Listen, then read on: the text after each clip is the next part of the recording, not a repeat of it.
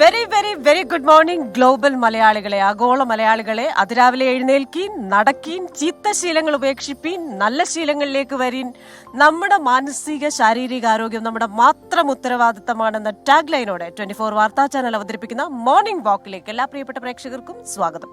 ഇന്ന് ജനുവരി 30. അതെ, മകരമാസം 17-ാം തീയതിയാണ്. കൊല്ലവർഷം 1200. അല്ല, ഇന്നത്തെ ദിവസത്തിനൊരു പ്രത്യേകതയുണ്ട്, അതാണ് ഏറ്റവും പ്രധാനം. ഇന്ന് മാർട്ടിയേഴ്സ് ഡേ ആണ്. ലോകം മുഴുവൻ ആദരിക്കുന്ന ഒരു വ്യക്തി മഹാത്മാഗാന്ധി. അങ്ങനെ ഒരാൾ ജീവിച്ചിരുന്നു, രക്തവും മാംസവുമുള്ള അങ്ങനെ ഒരാൾ ജീവിച്ചിരുന്നു എന്ന് വരും തലമുറകൾ ഒരു പക്ഷേ വിശ്വസിച്ചേക്കില്ല എന്ന് ആൽബർട്ട് ഐൻസ്റ്റീനാണ് അദ്ദേഹത്തെ കുറിച്ച് പറഞ്ഞു. അതുപോലെ എത്ര ലോക നേതാക്കൾ ആദരിക്കുന്ന വ്യക്തിയാണ് നമ്മുടെ പ്രിയപ്പെട്ട മഹാത്മാഗാന്ധി. അദ്ദേഹത്തിന്റെ ഓർമ്മ ദിനമാണിന്ന്. ആ ഓർമ്മ ദിനത്തിൽ ഒരു കുഞ്ഞു ചിന്ത, മഹാത്മാഗാന്ധി പങ്കുവച്ച കുഞ്ഞു ചിന്ത. നമ്മൾ എപ്പോഴും പറയും ലോകം മാറണം, ലോകം മാറണം, നിങ്ങൾ മാറണം, നിങ്ങൾ മാറണം. ഓരോരുത്തർക്കും നേരെ കൈ ചൂണ്ടി നമ്മളിങ്ങനെ ആക്രോശിക്കുകയാണ്. പക്ഷെ മഹാത്മാഗാന്ധി പറഞ്ഞിരിക്കുന്നത് ലോകത്തിൽ എന്ത് മാറ്റമാണോ നമ്മൾ കാണാൻ ആഗ്രഹിക്കുന്നത് ആ മാറ്റം നിങ്ങളിൽ വരുത്തുക. അപ്പോൾ ആ മാറ്റം നമ്മളിൽ നിന്നിങ്ങനെ മറ്റുള്ളവരിലേക്ക് ഓരോ വ്യക്തിയും ആ തീരുമാനം എടുക്കുമ്പോൾ അതിങ്ങനെ ലോകം മുഴുവൻ മാറുന്നതായിട്ട് നമുക്ക് തോന്നും. അപ്പോൾ അങ്ങനെ മാറണമെങ്കിൽ നമ്മുടെ ചിന്തകൾ മാറണം. എന്താണോ നമ്മൾ കണ്ടിന്യൂസ് ആയിട്ട് ചിന്തിച്ചുകൊണ്ടിരിക്കുന്നത് അതാണ് നമ്മളുടെ വാക്കുകളായി പുറത്തേക്ക് വരുന്നത്. നമ്മുടെ വാക്കുകളാണ് പിന്നീട് നമ്മുടെ പ്രവർത്തികളാകുന്നത്. ആ പ്രവർത്തികളാണ് നമ്മുടെ ശീലങ്ങളാകുന്നത്. അതുകൊണ്ട് ചീത്ത ശീലങ്ങൾ ഉപേക്ഷിക്കണമെങ്കിൽ എവിടെ നമ്മൾ ആരംഭിക്കണം? നമ്മുടെ ചിന്തകളിൽ ആരംഭിക്കണം. ആ ഒരു നല്ല ചിന്തയോടുകൂടി ഒരു സൂപ്പർ പ്രഭാതം ആശംസിച്ചുകൊണ്ട് വെൽക്കം അഗെയിൻ ടു മോർണിംഗ് വാക്ക്.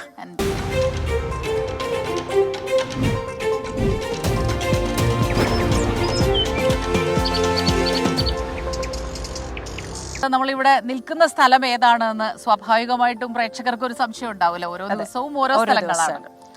അപ്പോൾ നമ്മൾ നിൽക്കുന്നത് ആലുവയ്ക്കടുത്തുള്ള തിരുവൈരാണിക്കുളത്താണ്. ഐ ലവ് തിരുവൈരാണിക്കുളം എന്ന് എഴുതി വെച്ചിരിക്കുന്നത് കാണാം. ഇതൊരു വെൽനസ് പാർക്കാണ്. ഇവിടുത്തെ പ്രശസ്തമായ ക്ഷേത്രം ഈ ധനുമാസത്തിലെ തിരുവാതിരയായിരുന്നു അവിടുത്തെ തിരുവൈരാണിക്കുളത്തെ ശ്രീ പാർവതി ദേവിയുടെ നടതുറപ്പോത്സവം. അത് അത്യാവശ്യം പ്രശസ്തിയുള്ള ക്ഷേത്രമായതുകൊണ്ട് തന്നെ നിങ്ങൾക്ക് എല്ലാവർക്കും അറിയാമെന്ന് കരുതുന്നു. ധനുമാസത്തിലെ തിരുവാതിര നാൾ തുടങ്ങി 10-12 ദിവസമാണ് അവിടെ. 10-ാം ദിവസം തിരുവാതിര നാൾ തുടങ്ങിയാണ് നടതുറപ്പ് വരുന്നത്. അങ്ങനെ ആ ക്ഷേത്രോത്സവമൊക്കെ കഴിഞ്ഞ ഒരു സമയമാണ്. ഇവിടെ ഒരു വെൽനസ് പാർക്ക് ഉണ്ടെന്നുള്ളതാണ് നമ്മുടെ മോർണിംഗ് വാക്കിനെ ഇതിലേക്ക് ഈ ഒരു സമയത്ത് ഇങ്ങോട്ട് ശ്രദ്ധ ആകർഷിച്ചത്, അല്ലേ? അതെ, ഈ വെൽനസ് പാർക്കിന്റെ ഭാരവാഹികളാണ് മോർണിംഗ് വാക്ക് കണ്ട ശേഷം ഇവിടെ ഒന്ന് വരണം, ഇവിടെ നടക്കണം, ഇവിടെ എന്താണ് സംഭവിക്കുന്നത്, എത്ര പേര് വരുന്നുണ്ട്, എത്ര പേര് വെൽനസിൽ ശ്രദ്ധിക്കുന്നുണ്ട്, അത് നിങ്ങൾ മനസ്സിലാക്കണം എന്ന് പറഞ്ഞ് നമ്മളെ ഇങ്ങോട്ട് വിളിച്ചത്. അപ്പൊ അവരെയൊക്കെ നമുക്ക് കാണാം. പാലക്കാട് നെന്മാറ ഇരട്ടക്കൊലക്കേസിൽ റിമാൻഡിലായ ചെന്താമരയ്ക്കായി പോലീസ് നാളെ കസ്റ്റഡി അപേക്ഷ നൽകിയേക്കും. പഴുതടച്ച കുറ്റപത്രം കോടതിയിൽ നൽകാൻ വിശദമായ കസ്റ്റഡി അനിവാര്യമാണെന്ന് പോലീസ് കരുതുമ്പോഴും പ്രതിഷേധങ്ങൾ പരിഗണിച്ചായിരിക്കും അന്തിമ തീരുമാനം. ചെന്താമരയ്ക്ക് ഒളിവിൽ കഴിയാൻ ബന്ധുക്കൾ സഹായം നൽകിയെന്ന ആരോപണവുമായി അയൽവാസി പുഷ്പ ഇന്നലെ രാത്രി രംഗത്തെത്തുന്നതും നമ്മൾ കണ്ടതാണ്. ചെന്താമര വീണ്ടും അഴിക്കുള്ളിലായെങ്കിലും ഇത്തവണ പോലീസിന് ഉത്തരവാദിത്തങ്ങൾ ഏറെയാണ്. കൃത്യമായ ആസൂത്രണത്തിലൂടെ പ്രതി നടപ്പാക്കിയ കൊലപാതകമെന്ന് തെളിയിക്കാൻ പുനരാവിഷ്കരണം അടക്കം ആവശ്യമാണെന്നാണ് പോലീസ് പറയുന്നത്. പക്ഷെ നാട്ടുകാരുടെ പ്രതിഷേധം വെല്ലുവിളിയാകും. അതിനാൽ രഹസ്യമായിരിക്കും പോലീസിന്റെ നീക്കങ്ങൾ. പ്രതിഷേധം തണുത്ത ശേഷം തെളിവെടുപ്പ് മതിയെന്നാണ് ഉന്നത ഉദ്യോഗസ്ഥരുടെ നിർദ്ദേശം. പോലീസിനെ പോലും അമ്പരപ്പിച്ച് സ്റ്റേഷനു മുന്നിലെ വികാരപ്രകടനങ്ങളുടെ പശ്ചാത്തലത്തിലാണ് തീരുമാനം. ഇതിനിടെ ചെന്താമരയ്ക്ക് ഒളിവിൽ കഴിയാൻ ബന്ധുക്കളുടെ സഹായം കിട്ടിയെന്ന ആരോപണവുമായി പ്രദേശവാസിയായ പുഷ്പ രംഗത്തെത്തി. സഹോദരനും ബന്ധുക്കളും സഹായിച്ചതിനാലാണ് പ്രതിക്ക് പോലീസിനെ വെട്ടിച്ച് ഒളിവിൽ കഴിയാനായത്. പ്രതി മടങ്ങിയെത്തിയാൽ ആദ്യം കൊലപ്പെടുത്തുക തന്നെയായിരിക്കുമെന്നും പുഷ്പ. തിരിച്ചു വരും തന്നെ ഉറപ്പ്. അയാളൊന്ന് തിരിച്ചു വന്നാൽ അയാൾ ചെയ്തിരിക്കുന്നതാണ് എൻ്റെ ഉറപ്പ്. എനിക്കൊരിക്കലും അയാളിനെ ഞാൻ ആര് വിശ്വസിച്ചാലും ശരി, ലോകം എല്ലാവരും ഞങ്ങൾ വിശ്വസിച്ചാലും ഞാൻ വിശ്വസിക്കില്ല. അയാൾ ആ മാതിരിയാണ് ഞങ്ങളുടെ ജീവിതത്തിൽ.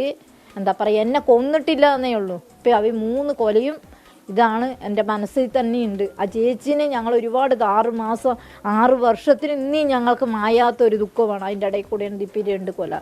ചെന്താമര അഴിക്കുള്ളിലായെങ്കിലും പ്രദേശത്ത് പോലീസ് കാവൽ ഇപ്പോഴും തുടരുന്നുണ്ട്. പ്രതി ജാമ്യോപാധി ലംഘിച്ചെന്ന കാര്യം കണ്ടെത്തിയിട്ടും നടപടിയെടുക്കാതിരുന്ന SHOക്കെതിരെ കൂടുതൽ വകുപ്പുതല നടപടി ഉണ്ടായേക്കുമെന്നുള്ള വിവരവും പുറത്തുവരുന്നുണ്ട്.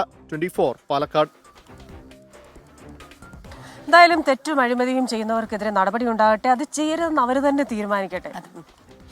നമ്മളിനി ഇനി അടുത്തതും ഒരു അപകടത്തിന്റെ വാർത്തയാണ്. കഴിഞ്ഞ ദിവസം വന്ന വാർത്ത, അതിന്റെ തുടർ വാർത്തകളുണ്ട്. മഹാകുംഭമേള നടന്നിടത്തുണ്ടായ അപകടം, ആ അപകടത്തിൽ അന്വേഷണം തുടങ്ങിയിരിക്കുന്നു എന്നുള്ള വിവരമാണ് ഏറ്റവും പുതുതായി ഇപ്പോൾ പുറത്തു വരുന്നത്. അപകടത്തിന്റെ പശ്ചാത്തലത്തിൽ ഉന്നതതല ഉദ്യോഗസ്ഥ സംഘം ഇന്ന് അവിടെ സന്ദർശിക്കുന്നു.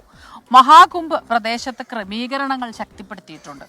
മുഖ്യമന്ത്രി നിയോഗിച്ച 3-അംഗ സമിതി ഉടൻ അന്വേഷണം നടത്തുമെന്ന വാർത്തയും വരുന്നുണ്ട്. അമൃത് സ്നാനത്തിനായി എത്തിയ വിശ്വാസികളുടെ തിക്കിലും തിരക്കിലും പെട്ട് 30 പേർ മരിച്ച പശ്ചാത്തലത്തിൽ സെക്രട്ടറി മനോജ് കുമാർ സിംഗിന്റെ നേതൃത്വത്തിലുള്ള ഉന്നതതല സംഘം ഇന്ന് പ്രദേശം സന്ദർശിക്കും. പ്രദേശത്തെ സുരക്ഷാ ക്രമീകരണങ്ങളും അടിസ്ഥാന സൗകര്യങ്ങളും നേരിട്ട് വിലയിരുത്തും. ത്രിവേണി സംഗമത്തിലേക്ക് പ്രതീക്ഷിച്ചതിൽ കൂടുതൽ ജനപ്രവാഹമുണ്ടായതാണ് അപകടത്തിന് കാരണമെന്നാണ് പ്രാഥമിക വിലയിരുത്തൽ. നിലവിലുള്ള ക്രമീകരണങ്ങളിൽ മാറ്റം വരുത്തുന്ന കാര്യത്തിൽ ഉന്നതതല സംഘത്തിന്റെ സന്ദർശനത്തിനു ശേഷമായിരിക്കും തീരുമാനമെടുക്കുക. സ്നാനം കഴിഞ്ഞു മടങ്ങുന്നവരും ഘാട്ടിലേക്കെത്തുന്നവരും തമ്മിൽ ഒന്നിച്ചെത്തിയതോടെയാണ് ബാരിക്കേഡുകൾ തകർന്ന് അപകടമുണ്ടായതെന്നാണ് ദൃക്സാക്ഷികളുടെ മൊഴി. പരിക്കേറ്റ് ചികിത്സയിൽ കഴിയുന്ന 36 പേരിൽ പലരുടെയും നില ഗുരുതരമെന്നാണ് റിപ്പോർട്ടുകൾ.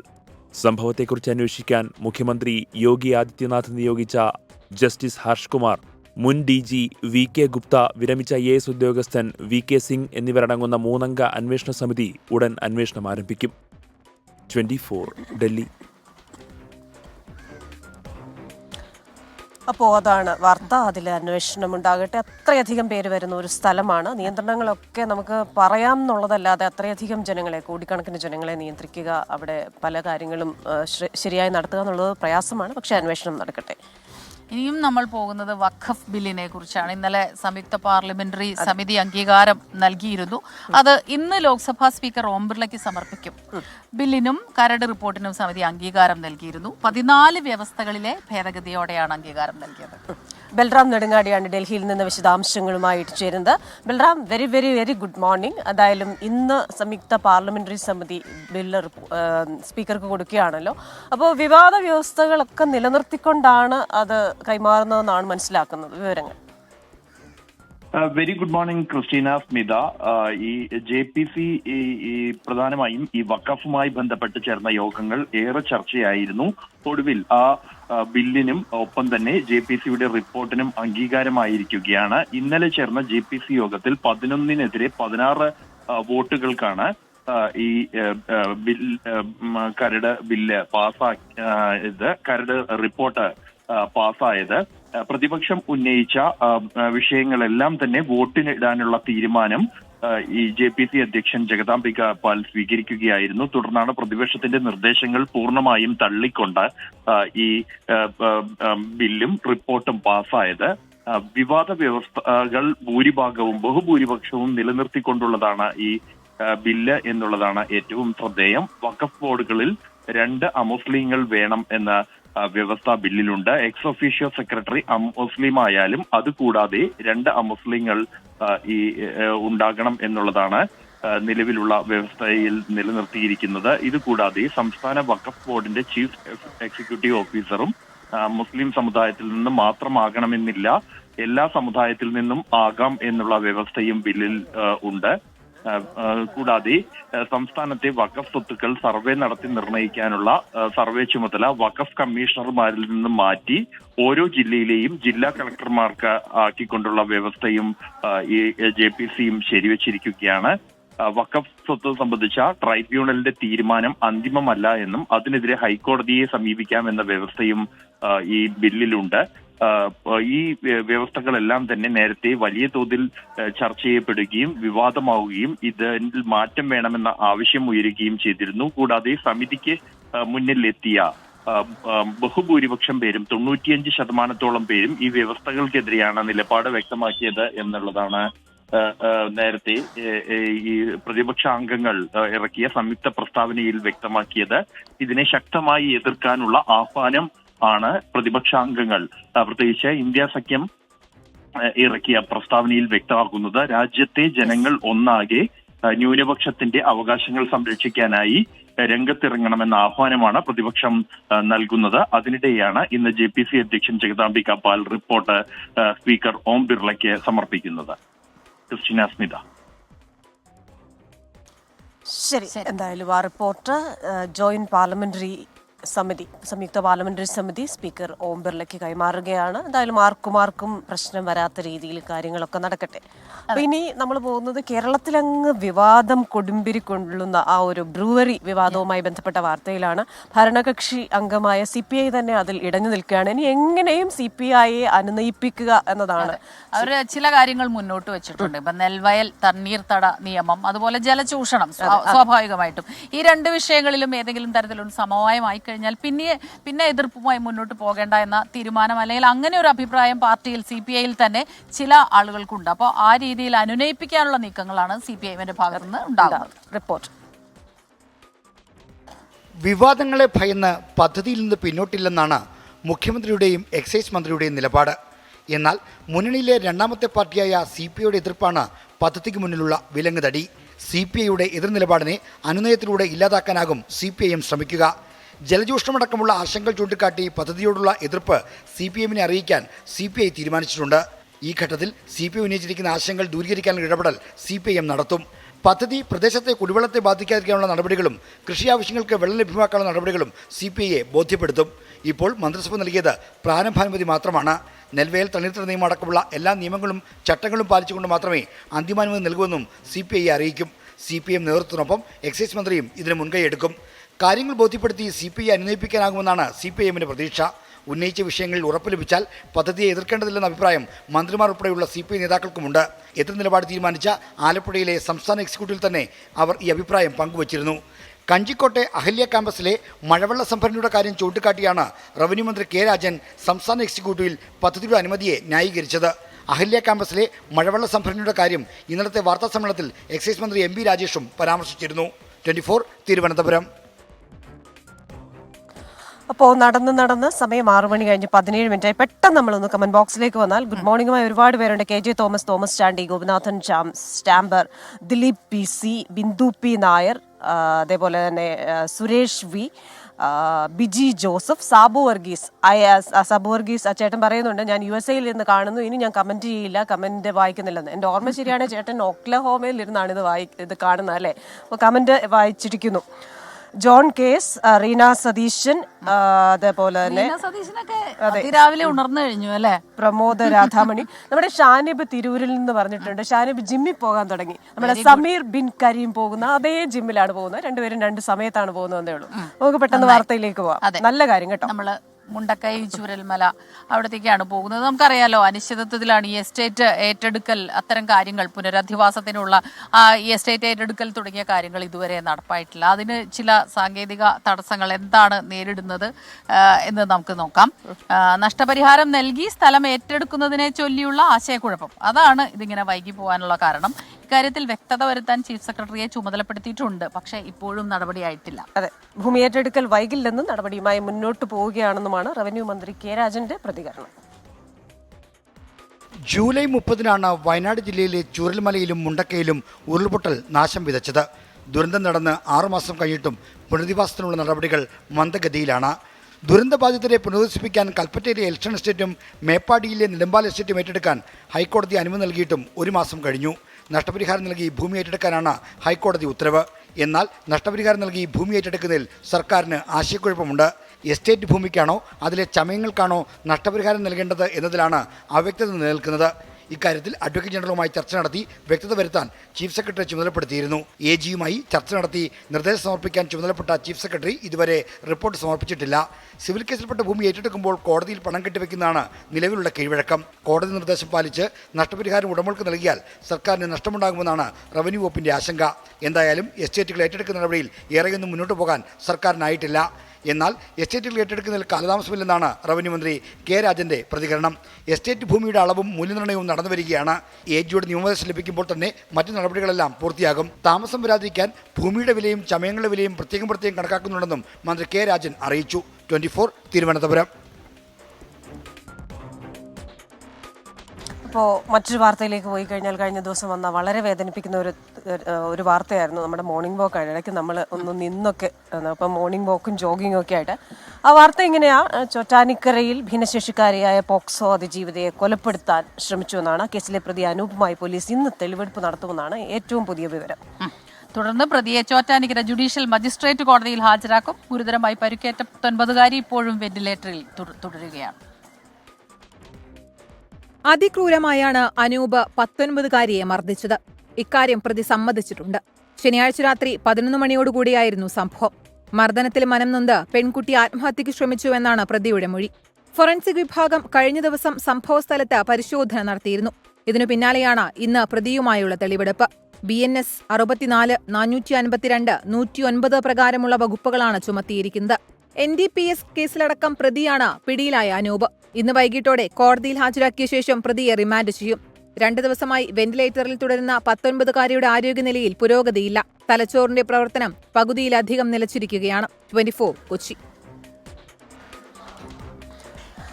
ക്രിസ്റ്റീന, അപ്പോൾ ചോറ്റാനിക്കര എന്നുള്ള വാർത്ത ഉണ്ടല്ലോ, പിന്നെ എങ്ങനെയാണ് ഞങ്ങൾ സന്തോഷത്തോടെ നിൽക്കുക?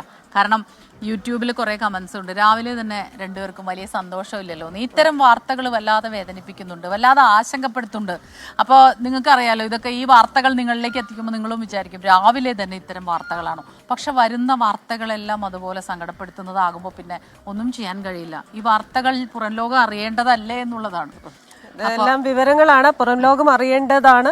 മീൻസ് എന്താ പറയുന്നത്, കൂടുതൽ ആൾക്കാരും കാണാൻ താല്പര്യപ്പെടുന്നത് ഇങ്ങനെയുള്ള വാർത്തകളാണ് എന്ന് എനിക്ക് പലപ്പോഴും തോന്നിയിട്ടുണ്ട്. അപ്പോൾ നമുക്ക് ഇന്ന് UDFന്റെ മലയോര പ്രചാരണ ജാഥയിൽ PV അൻവർ പങ്കെടുക്കും എന്ന വാർത്ത കൂടി വരുന്നുണ്ട്. യാത്രയിൽ പങ്കെടുപ്പിക്കണമെന്ന PV അൻവറിന്റെ ആവശ്യം UDF നേതൃത്വം അംഗീകരിച്ചു.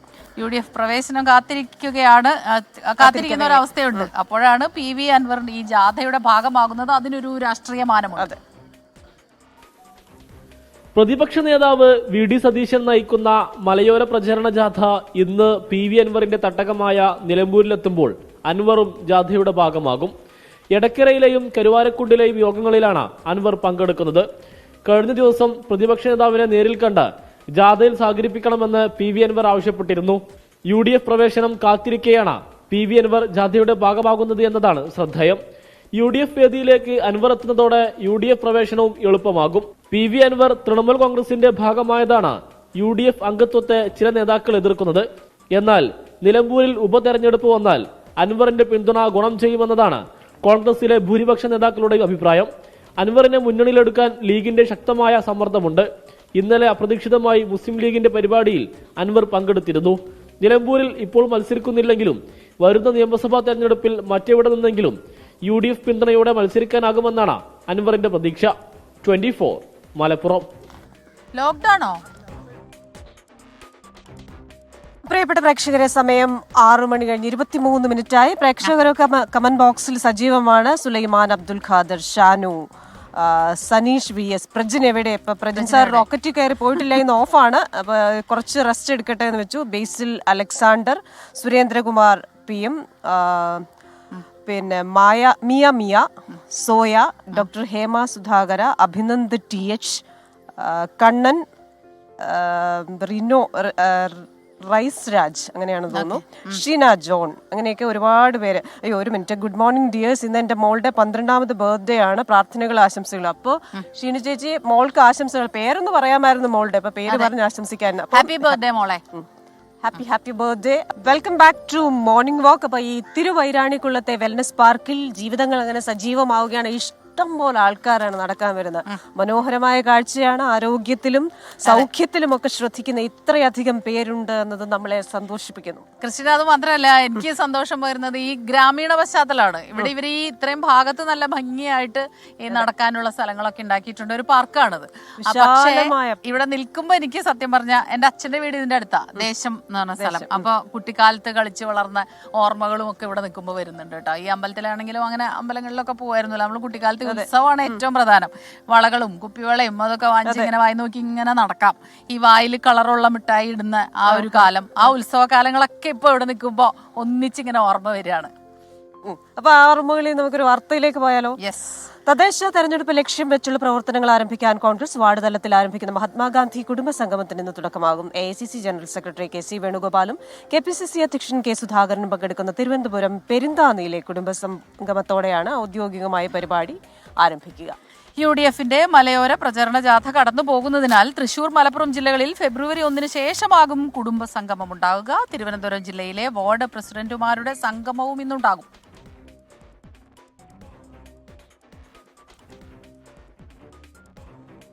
കോൺഗ്രസിന്റെ വാർത്തയിൽ നിന്ന് CPM-ന്റെ വാർത്തയിലേക്ക് പോയാൽ കോഴിക്കോട് എന്താ ബാലൻസ് സംഭവിക്കുന്നത്? ചെയ്തു പോവാ അല്ലെ നമുക്ക്. CPIM കോഴിക്കോട് ജില്ലാ സമ്മേളനത്തിന്റെ 2ാം ദിവസമായ ഇന്ന് പ്രവർത്തന റിപ്പോർട്ടിലുള്ള ചർച്ചയും മറുപടിയുമാണ് നടക്കുക. 3 ടേം പൂർത്തിയാക്കിയ P. മോഹനൻ ജില്ലാ സെക്രട്ടറി സ്ഥാനം ഒഴിയും. പുതിയ സെക്രട്ടറിയെ നാളെ അറിയാൻ കഴിയും. സംസ്ഥാന കമ്മിറ്റി അംഗങ്ങളായ A. പ്രദീപ് കുമാർ, KK ലതിക, ജില്ലാ സെക്രട്ടേറിയറ്റ് അംഗങ്ങളായ M. മെഹബൂബ്, KK ദിനേശൻ എന്നിവരെയാണ് പരിഗണിക്കുന്നത്. ഇവരിൽ ആരാകും കോഴിക്കോട് ജില്ലാ സെക്രട്ടറി എന്നത് നമുക്ക് കാത്തിരുന്ന് കാണേണ്ടിയിരിക്കുന്നു.